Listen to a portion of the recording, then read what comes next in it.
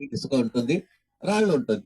అయితే ఈ నది వైశిష్ట్యం అంటే రాళ్ళు కాదు. ఇక్కడ ఇక్కడ పడిన పైన దామోదర కుండ, ముక్తినాథ్ కంటే ఇంకా పైన దామోదర కుండ అని చెప్పేసి, ఆ దామోదరుడు మహావిష్ణువు యొక్క కుండం. అక్కడ కైలాస పర్వతం నుంచి వచ్చిన ఈ నది అక్కడ కృష్ణ గండకి, శ్వేత గండకి అని చెప్పేసి నలుపు వర్ణంతో యుక్తమైన నీరు, తెలుపు వర్ణంతో యుక్తమైనది, ఇంకొకటి కొద్దిగా ఊదా రంగుతో ఉన్నటువంటి యుక్తమైన నీరు అని చెప్పేసి 4 భాగాలుగా ఆ గండకి పైన కైలాసం నుంచి అది డివేట్ అయిపోయి 4 రకములుగా ప్రవహిస్తూ వస్తుంది. ఇప్పుడే చూస్తున్నాం 2 నదులు. ఇక్కడ ఒక నారాయణి, అటువంటి నుంచి అక్కడి నుంచి 2 గండకే.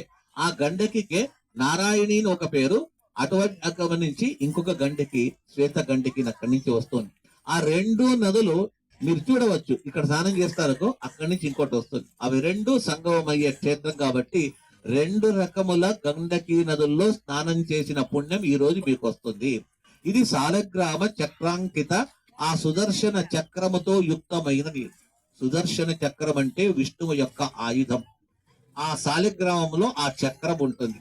ఆ నీరు మనం రోజు తీర్థం తీసుకోవాలని మేమైతే నిత్యం పూజ చేస్తాం. ఏమంటే సాలిగ్రామాన్ని పెట్టి అభిషేకం చేస్తాం, అంటే అందులో చక్రం ఉంటుందని. ఆ సాలిగ్రామం విష్ణువు యొక్క సాన్నిధ్యం. ఏ ఇంట్లో సాలిగ్రామము చక్రం ఉండి ఆ తీర్థం తీసుకుంటారో అది నందనవనంగా భావించి ఇల్లు కాదది, అది వైకుంఠ సదృశమైనటువంటిది ఇల్లు ఉంటారు, స్థలం అంటారు. అలాంటి తీర్థ రాజం అంటారు.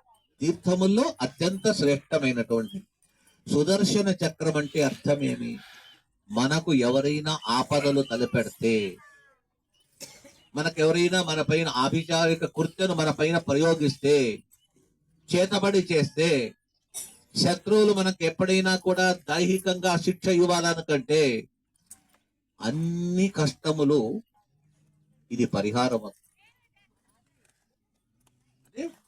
పరమంత్ర పరశక్తి యుక్తి అస్త్ర శస్త్రములనంతా కూడా సంహరించే ఒక ఏకైక ఆయుధము సుదర్శన చక్రం. అందుకే సుదర్శన హోమం యజ్ఞం ఎక్కడ జరుగుతుందో అక్కడ దాని పవర్ 1 సంవత్సరం వరకు ఉండి, ఏదైనా ఈటిపాదులు భూత ప్రేత పిశాచములు ఆ ఇంటిపైన ఏదైనా అటాక్ చేయాలనుకున్నట్టయితే ఈ యజ్ఞము ఈ మంత్ర జపం జరిగిన చోట అవి రావన్నమాట.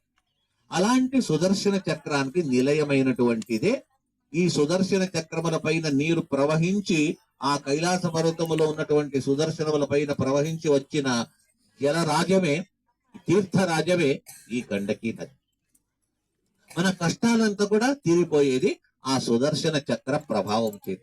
ఇక ఆ సుదర్శనాన్ని తడిపి వచ్చిన నీరు ఉన్నట్టయితే మనం స్నానం చేస్తే మన శరీరం వజ్రకాయమవుతుంది. వజ్ర సదృశమైన దృఢమైనటువంటి శరీరం. ఏదైనా ఆరోగ్య సమస్యలు ఉంటే కూడా మాకు ఇక్కడ స్నానం చేస్తే పడిశమో, మాకు ఇది కలుగుతుంది, జలుబు అవుతుంది అని భావించొద్దండి. జలుబు ఉన్నా అది మళ్ళ రాదది. ఏ కష్టములున్నా పరిహారం అవుతుంది. ఈ తీర్థం అలాంటి తీర్థము కాబట్టి స్నానం చేసేటప్పుడు ఆ విష్ణు పాదముల నుంచి ఉద్భవించినది, సుదర్శన చక్రములను తడిపి వచ్చినటువంటిది, పార్వతీ పరమేశ్వర